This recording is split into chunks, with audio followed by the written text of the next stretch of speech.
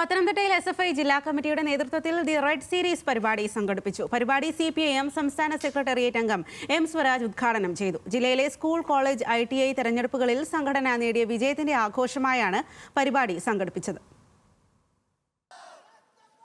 ജില്ലയിലെ വിവിധ ക്യാമ്പസുകളിൽ നിന്നും എത്തിയ 5000-ലധികം വിദ്യാർത്ഥികൾ പങ്കെടുത്ത വിദ്യാർത്ഥി റാലിയോടെയാണ് പരിപാടി ആരംഭിച്ചത്.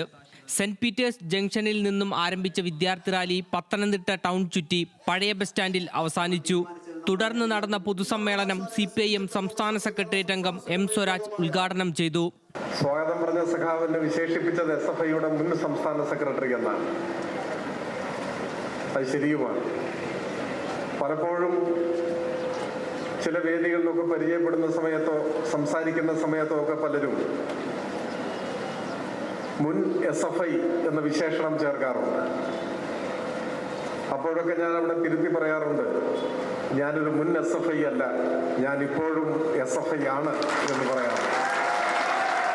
അത് എൻ്റെ മാത്രം ഒരഭിപ്രായമല്ല,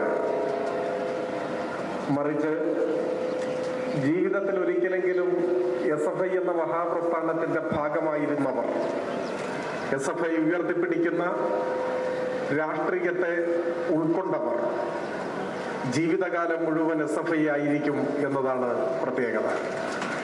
ജില്ലയിലെ മുഴുവൻ സ്കൂളുകളിലും കോളേജുകളിലും നേടിയ വിജയത്തിന്റെ ആഘോഷമായാണ് ജില്ലാ കമ്മിറ്റിയുടെ നേതൃത്വത്തിൽ പരിപാടി സംഘടിപ്പിച്ചത്. തെരഞ്ഞെടുപ്പ് നടന്ന 33-ൽ 33 സ്കൂളുകളിലും 5 പോളിടെക്നിക്കുകളിലും 23 കോളേജുകളിലും 2 ITIകളിലും SFI വിജയിച്ചിരുന്നു. പരിപാടിയിൽ വിവിധ കോളേജുകളിൽ നിന്നും വിജയിച്ച വിദ്യാർത്ഥികളെയും സമ്മാനാർഹരായവരെയും അനുമോദിച്ചു.